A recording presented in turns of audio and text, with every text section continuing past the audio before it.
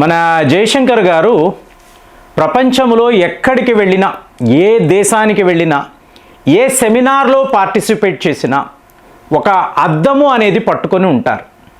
ఏంటండి మిర్రర్? ఈ మిర్రర్ ఏంటి అంటే నేను సింబాలిక్గా చెప్తున్నాను. ఇంటర్నేషనల్ మీడియా ఎదురుగుండా కూర్చొని ఉంటుంది. సో వాళ్ళు ఆయన్ని సూటిగా ఒక ప్రశ్న అడుగుతారు, ఈయన కూడా సూటిగా ఒక జవాబు చెప్తారు. ఈ జవాబు చెప్పిన తరువాత వాళ్ళందరూ ఒకరి ముఖాలు ఒకరు చూసుకొని సైలెంట్ అయిపోతారు. అంటే మీరు ఏంటి ఈ అద్దాన్ని చూడండి, ఇది ఎవరి దాకా? డొనాల్డ్ ట్రంప్ దాకా. ఇవాళ వెస్టర్న్ మీడియాలో మీరు ప్రముఖ పత్రికలు ఎక్కడైనా చూడండి, జయశంకర్ గారు డొనాల్డ్ ట్రంప్ని ఇలా రోస్ట్ చేశారు, ఫ్రై చేసి పడేశాడు, ఇవే వార్తలు.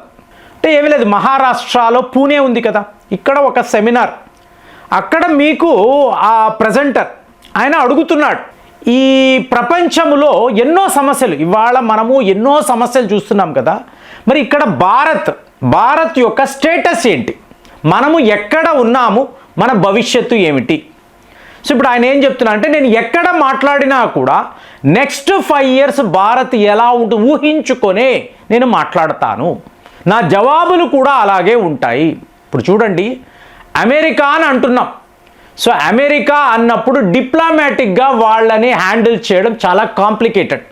అంటే ఈయన కాంప్లికేటెడ్ అనే మాటను పదే పదే వాడుతున్నారు. అలాగే చైనాను మేనేజ్ చెయ్యాలి అంటే కూడా చాలా కాంప్లికేటెడ్. ఇక రష్యా అంటారా, యుక్రెయిన్ యుద్ధము అంటున్నారు, రష్యన్ ఆయిల్స్ అంటున్నారు. ఇలాంటి ఒక సమస్యలో వాళ్ళతో మన రిలేషన్షిప్ ఉంది. ఇక యూరోప్ అంటే మనకు చాలా చాలా ముఖ్యం, ఒక పెద్ద మార్కెట్. కానీ వాళ్ళ వ్యవహార శైలి కూడా చాలా కాంప్లికేటెడ్గా ఉంది. ప్రస్తుతం మనం ఈ ప్రపంచాన్ని ఇలాగే చూస్తున్నాము. సో డైరెక్ట్గా ఇంటర్నేషనల్ మీడియా ముందు ఆయన ఇలా మాట్లాడుతున్నారు. ఇప్పుడు మీరు ఆలోచించాలి, అమెరికాతో డిప్లొమాటిక్గా మనకేంటండి సమస్య? అందరికీ తెలుసు, దీనికి కారణం డొనాల్డ్ ట్రంప్. కానీ జయశంకర్ గారు ఏం చెప్తున్నారు అంటే, మీరు డొనాల్డ్ ట్రంప్ వద్ద ఆగిపోతున్నారు, పొరపాటు. ఇంతకు ముందు ఉన్న జో బైడెన్ కూడా, అంటే ఇవాళ అమెరికా ఒక అతిపెద్ద కన్ఫ్యూషన్లో ఉందండి. ఎక్కడి నుంచి వస్తుంది కన్ఫ్యూషన్ అంటే, మేము ఈ ప్రపంచం యొక్క పోలీసులం, వీఆర్ వరల్డ్ పోలీస్. అంటే మరి ప్రతి ఒక్క దేశానికి పోలీసులు ఉంటారు కదా, పోలీసులు అంటే ఏంటి, రూలర్స్ ఉంటారు కదా. అంటే వాళ్ళందరూ సెక్యూరిటీ గార్డు లాంటి వాళ్ళు, మేమే నిజమైన ప్రపంచ పాలకులం అని అనుకొని ప్రతి ఒక్క అధ్యక్షుడు, అది డెమోక్రటిక్ పార్టీ అవ్వచ్చు, రిపబ్లికన్ అవ్వచ్చు, ఎవరు వచ్చినా ఈ ప్రపంచాన్ని అమెరికానే పరిపాలిస్తుంది అని ఒక భ్రమతో వాళ్ళు వస్తారు. ఇక్కడే సమస్యలంతా స్టార్ట్ అవుతాయి. వాడికి లేని యుద్ధాన్ని వాడే తన మీద ఆపాదించుకుంటాడు, వాడికి లేని సమస్యలను వాడే కొని తెచ్చుకుంటాడు. ఇలాంటి ఒక కన్ఫ్యూషన్లో ఇవాళ అమెరికా అనబడే దేశం ఉంది. ఇది ఒక డొనాల్డ్ ట్రంప్తో కాదు, జో బైడెన్ అంతే వాళ్ళ ఫారిన్ పాలసీ. సో ఎలా చూసుకున్నా కూడా అమెరికాతో ఒక పద్ధతి ప్రకారము ఎవరూ కూడా వ్యవహరించలేరు. నిన్న కూడా మాట్లాడాము, ఎప్స్టైన్ ఫైల్స్.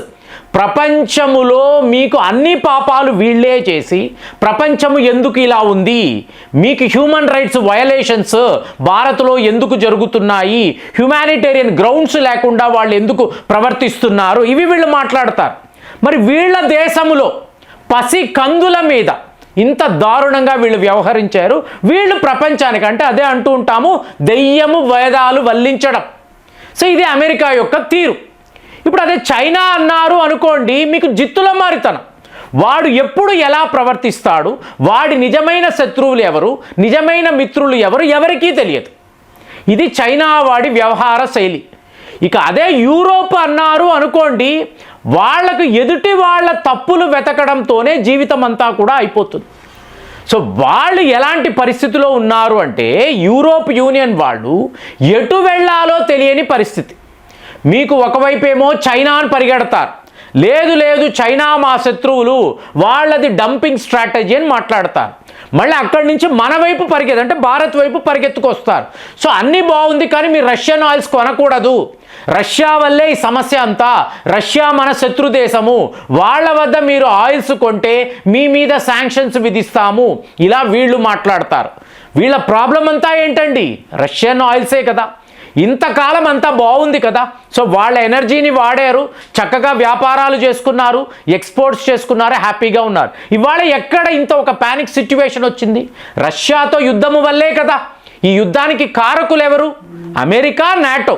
అంటే వీళ్ళే తప్పులు చేసి మళ్ళీ ప్రపంచం అంతా ఎందుకు ఇలా ఉంది, ప్రపంచంలో ఇలాంటి ఒక పరిస్థితి ఉంది అంటే ఎవరి తప్పు వాళ్ళే అడుగుతారు. ఇది వీళ్ళు తరతరాలుగా చేస్తున్న సమస్య. మరి భారత్ ఏంటి? సో అమెరికా అన్నాము, చైనా, యూరోప్ యూనియన్, రష్యాతో ఉండే ఫ్రెండ్షిప్ ఈయన మాట్లాడేశాడు. మరి భారత్ ఏమిటి అంటే మనం స్టేబుల్గా ఉన్నామంటే, స్టేబుల్గా మనము ఏంటి అంటే మనకు ఉన్న క్లారిటీ ఇవాళ ప్రపంచ దేశాలకు లేకపోవడం. ఇప్పుడు మీరు చూసారనుకోండి, ఆసియా ఖండంలో భారత్ చాలా పెద్ద దేశం, చుట్టూరుతో ఉన్నవన్నీ కూడా చిన్న చిన్న దేశాలు, అవునా? సో ఇప్పుడు వీళ్ళని ఆదుకోవలసిన బాధ్యత అనేది మన మీదే ఉంటుంది. మనము ఒక బిగ్ బ్రదర్ లాగా వీళ్ళని ఆదుకోవాలి. ఇప్పుడు వీళ్ళు ఇంతలా మాట్లాడతారు, ప్రపంచ నాయకులు, వరల్డ్ పోలీస్ అంటారు కదా. శ్రీలంక ఒక టైంలో ఎలాంటి క్రైసిస్లో పడిపోయింది? వెస్టర్న్ దేశాలు ఎవరైనా సహాయం చేశారా? మీకు IMF, వరల్డ్ బ్యాంక్ ఎవరైనా హెల్ప్కి వచ్చారా? లేదు కదా. మనమే వెళ్ళి వాళ్ళకి మందులు ఇచ్చాము, ఆహారము ఇచ్చాము, ఫైనాన్షియల్గా వాళ్ళని ఆదుకున్నాము, ఇదంతా చేశాము కదా. ఇదే బంగ్లాదేశ్తో కూడా అంతే కదా, నేపాల్ అంతే, మాల్దీవ్స్ అంతే.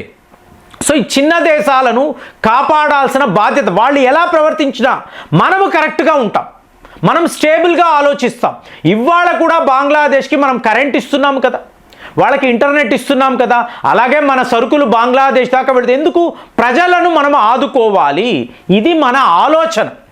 సో మనం స్టేబుల్గా ఉండడం వలన ఇప్పుడు మన మీద ఎంత ఒత్తిడి, రష్యన్ ఆయిల్స్ కొనకూడదని చెప్పి 50% టారిఫ్ అన్నారు. కానీ మనమేంటి, వీళ్ళ ఎవరి మాట వినలేదు, నాకేం కావాలో అదే చేశాను. సో ఇవాళ భారత్కి అలాంటి ఒక క్లారిటీ, అలాంటి ఒక స్టేబుల్ కండిషన్ ఉండడంతోనే మనము ఇంతలాగా ఎదుగుతూ వెళ్తున్నాం. దీనికి ఒక స్ట్రాంగ్ లీడర్షిప్ ఉండాలండి. ఇవాళ మీ ముందు ఈ జయశంకర్ అనబడే వ్యక్తి కూర్చొని మాట్లాడుతున్నాడు. ప్రపంచంలో ఎక్కడైనా కూడా నా మాటలకు ఒక క్లారిటీ ఉందని అందరూ అంటున్నారంటే దానికి ఒక స్ట్రాంగ్ లీడర్షిప్ ఇక్కడ ఉండబట్టే అది సాధ్యము. లేకపోతే ఎవరు కూడా ఎప్పుడు ఏం మాట్లాడాలి, ఏం చేయాలి డౌట్తోనే ఉంటారు. నాకు ఇవ్వబడిన స్వతంత్రం ఇవ్వబడింది కాబట్టి ఆ లీడర్షిప్ స్ట్రాంగ్గా ఉండబట్టే భారత్ ఇవాళ ఇలాంటి ఒక పొజిషన్లో ఉంది. ఇది గుర్తుపెట్టుకోవాలి. ఇప్పుడు ఇదంతా ఈయన ఎందుకు చెప్తున్నారండి అంటే ఏమీ లేదు, ఈయన అక్కడ కూర్చున్న యంగ్స్టర్స్, వీళ్ళు అమెరికాలో ఉండొచ్చు, యూరోప్లో ఉండొచ్చు, ఆస్ట్రేలియాలో ఎక్కడైనా కూడా ఉండే యంగ్స్టర్స్కి ఈయన ఒక గొప్ప సందేశం అండి. ఈ వీడియోలో ఇది చెప్పడానికే ఈ అతి ముఖ్యమైన మెసేజ్. అనేమంటారు అంటే మీరు వెళ్ళండి, ప్రపంచంలో ఎక్కడికైనా వెళ్ళండి, బాగా చదువుకోండి, ఉన్నత పదవులు అనేది అధిరోహించండి, ఎక్కడా ఏ ప్రాబ్లం లేదు, మనకు ఆ తెలివితేటలు ఉన్నాయి. కానీ మీ రూట్స్ని ఎప్పుడు మర్చిపోకండి. మీరు ఎక్కడ పుట్టారు, మీ యొక్క బేసిక్ నాలెడ్జ్ అనేది ఎవరు ఇచ్చారు, ఈ జ్ఞానము భారత్ నుంచే నేను పొందాను, ఇవాళ ప్రపంచ స్థాయిలో ఇంత మంచి పొజిషన్లో ఉన్నానంటే దానికి కారణం నా మాతృభూమి భారత్. ఈ విషయాన్ని మర్చిపోకండి. ఇవాళ అమెరికా వెళ్ళే వాళ్ళు ఏమవుతుందండి, ఆ లైఫ్ స్టైల్కి అడాప్ట్ అయిపోయి మేము అడ్వాన్స్డ్ కంట్రీలో ఉన్నాము కాబట్టి భారత్ను చిన్న చూపు చూడడం చాలామంది చేస్తున్నారు కదా. వీళ్ళేదో భారత్ను ఉద్ధరిస్తున్నాం అన్నట్టుగా అక్కడి నుంచి మాట్లాడతారు. అలా కాదు, నీ రూట్స్ ఎక్కడ, నీకు ఈ జ్ఞానాన్ని ఎవరిచ్చారు, నువ్వు ఎక్కడ నీ చదువుని మొదలుపెట్టావు, దానిని ఏ రోజు మర్చిపోకు.